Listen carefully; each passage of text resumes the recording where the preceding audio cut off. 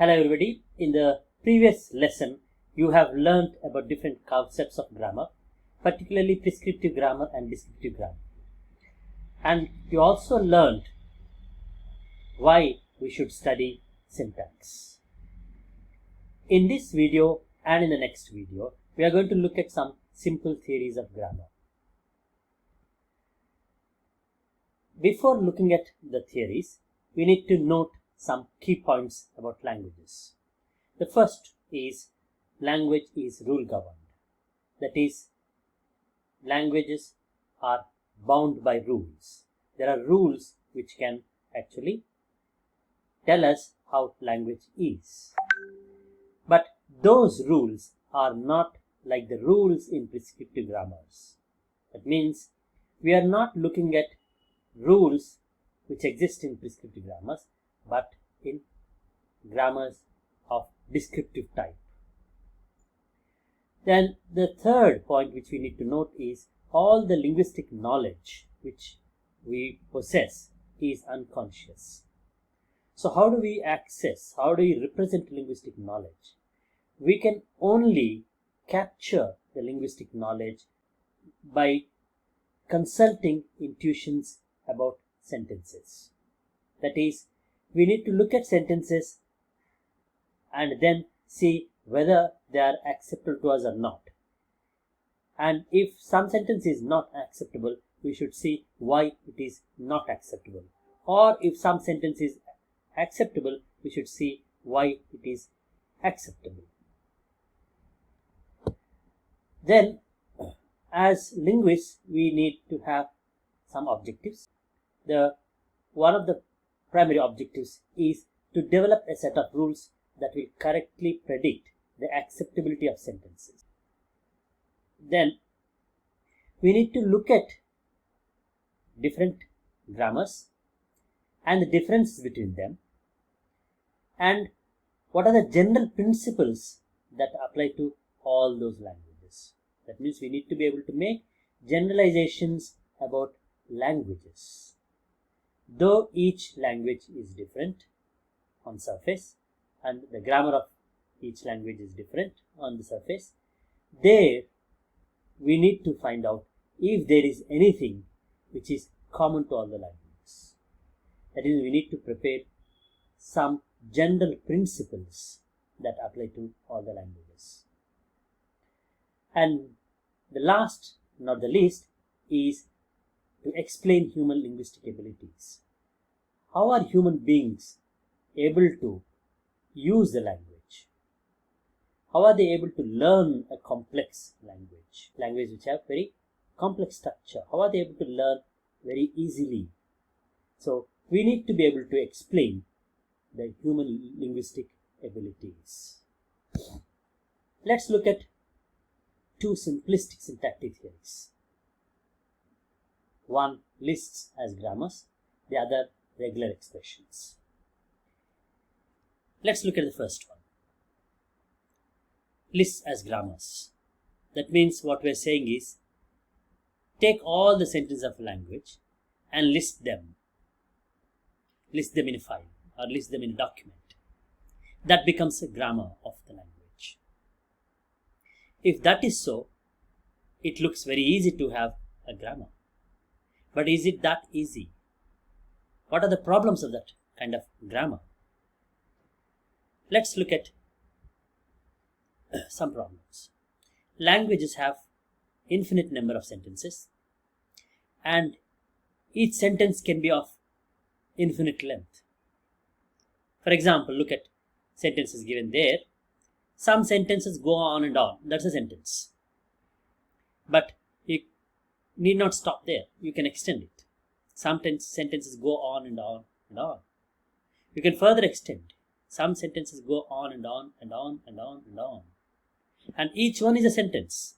As you expand, each one is a sentence, and each sentence is growing and growing. How long? There is infiniteness. So, a grammar which lists sentences will be of infinitely huge. How many sentences can you add to the grammar then? Right? And no fixed bound on the length of a sentence. So that's not the grammar which we are trying to look at. There's a third problem. There are no generalizations about the structure of sentences. In fact, sentences are structured. A particular element cannot follow another element. A particular element cannot precede another element. For example, look at this sentence. Sentences some go on and on. Is wrong. We can only say some sentences go on and on. Or sentences some go on and on and on. Is ungrammatical. Because the quantifier some follows the noun instead of preceding it. We look at the previous sentences where the quantifier is before the noun, whereas here it is after the noun. So they are structured. Sentences are structured. Unless our grammar considers the structure of sentences, that cannot be called an acceptable grammar. Right? Let's look at the second simplest theories. How many words do we have? Infinite number of words. There are new words added to the language. But all the words can be classified. And we all know parts of speech. Parts of speech is nothing but classification of words. That means we have already generalized. The generalization that words can be classified. So words which behave in a certain way belong to a class called nouns. Words which behave in a particular way belong to another class called verbs. So we have parts of speech. That means we have generalized. Okay, if we use parts of speech and make and construct the sentences, analyze the sentences, then we will have structures. Right? Let's look at examples. Now look at the words here. What can you have in this blank? That blank surprised me. You can have a noun. You can say that book surprised me. That cat surprised me. That picture surprised me. Similarly, look at the next sentence. I noticed the blank. What can you have? You can have again a noun. And I noticed the book. I noticed the cat. I noticed the picture. Whatever we have used earlier in the previous sentence can be used here too. Similarly, look at the third sentence. They were interested in his book, in his cat, in his picture. Or, this is my favorite book, my favorite cat, my favorite picture. But look at where the noun is occurring. Here, in the first sentence, the noun occurs after the demonstrative that. In the second, it occurs after the article the. In the third, it occurs after the possessive his. And in the fourth, it occurs after the adjective. But it has the same behavior. So if you say a noun can occur after a demonstrative, after an article, or after a possessive noun, or after an adjective, then we are able to get generalizations. Making such generalizations, if we create structures, let's say article, noun, verb is a structure. With the lexicon here, we can have a sentence like the cat ran. Article, noun, verb structure, the cat ran. Or if you have another structure like article, noun, verb, article, and a noun. With the same lexicon, you can have a sentence like the cat chased the rat. Or the rat ran. Or the rat chased the cat. The cat attacked the rat. How many sentences can you have with this lexicon and these two structures? Many. Of course, they are finite. You can have at least 30 to 40 sentences. So, we have a grammar now which can account for the infinities which we talked about. But, how far this grammar will help us? We have already seen that a sentence can be of any length. Like some sentences go on and on and on and on and on. If that is so, then your structures will also be infinite. You will have to say article, noun, verb, article, noun, article, noun, article, noun, article, noun, or preposition, noun, preposition, noun, preposition, noun. So how long? Right? So in order to address this issue, we use a concept called clean start. Clean start is indicated with an asterisk. It means the phrase which has a clean start can recur any number of times. So you can say some sentences go on and on start. It means go on and on and on and on. Right? It can occur any number of times. And structure with clean start, or some people also use another concept called clean plus. Instead of a star, they use plus. So grammars which have this, we call them regular expressions. So are we able to get what we wanted to? Have you got a grammar which can account for languages? Let's see what the problems are with regular expressions. Look at these phrases. A cat, a large cat with grey eyes, a large cat with grey eyes in our neighborhood, and so on. That means you have a noun here, whereas you have here an article, adjective, and noun. Then you have an article, noun, adjective, noun, preposition, adjective, and a noun, and so on.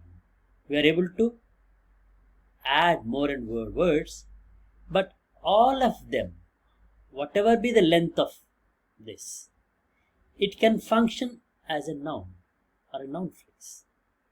Like you can say cats run fast, or a large cat runs fast, a large cat with grey eyes runs fast, a large cat with grey eyes in our neighborhood runs fast. See, whatever be the length of the phrase, it has the same function as the subject of the sentence. That means a set of words, a set of several words can form a unit. This generalization is not taken care of by our regular expressions. Right? So regular expressions cannot recognize that a string of several words can form a unit. This is a problem for finite state grammars. We are going to look at finite state grammars more in the next video. Right? And also look at the sentences given here, which are ambiguous. He saw a man with a telescope. People with children who use drugs should be locked up. Can our regular expression, can our grammar, the structures with the regular expressions, account for such sentences? No. Ambiguity means there are two different structures. When you look at he saw a man with a telescope, it is ambiguous between two readings. One is the man is holding a telescope. The other is the person who saw used a telescope to see the man. That means the phrase with a telescope either modifies man or modifies seeing, the verb saw. So we need two different structures to explain this. This is not taken care of by regular expressions or the grammar which you have seen. Right? Similarly, people with children who use drugs should be locked up. When you say who use drugs, this clause either modifies children or modifies people. Right? So either people are using drugs or the children are using drugs. So that ambiguity cannot be taken care of by regular expressions. So though these two grammars very simple, they seem to promise us something, but they cannot take care of many things about languages. So we stop here. Then we'll meet with you in the next video. Thank you.